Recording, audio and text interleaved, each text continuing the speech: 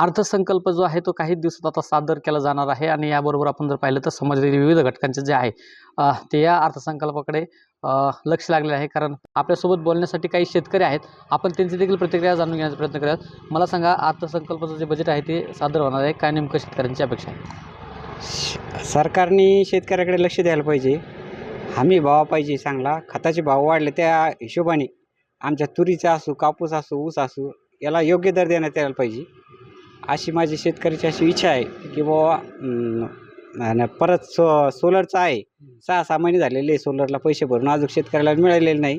शासनाने त्याच्याकडे लक्ष द्यायला पाहिजे. नाही, आता आपण बघतोय सरकार या सत्तेत आलंय, शेतकऱ्यांना हेच आश्वासन देऊन आलंय की शेतकऱ्याला कर्जमुक्त करणार.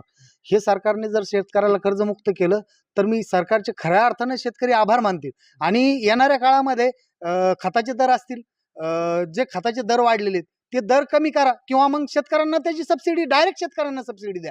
अशा पद्धतीने जर त्यांच्या उत्पन्नावर लागणारा खर्च जर कमी केला तर उत्पन्न शेतकऱ्याचं ऑटोमॅटिकच वाढेल आणि त्या शेतीमालाला सुद्धा योग्य भाव, हे शेतकऱ्याला जसं खर्च लागतोय त्या पद्धतीने त्याला योग्य दर मिळाला तर शेतकरीही खुश राहील आणि शेतकरी आत्महत्याकडे वळणार नाही.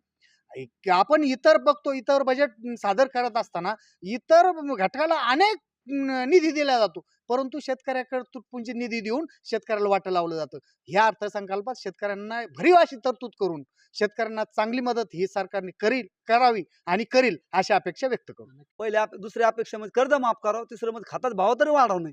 खतात भाव भलते वाढून दिले सरकारने आणि मग असं थोडं शेतकरी आरबळून गेले ना, असं झालं समजा. नक्कीच आपण जर पाहिलं तर जे सादर होणारा अर्थसंकल्प जे आहे ते नक्कीच शेतकऱ्यांसाठी दिलासादायक ठरणार आहे का, हे पाहणंही तितकंच महत्त्वाचं ठरणार आहे. लोकशाही न्यूजसाठी सुरेश आबट, पैठण.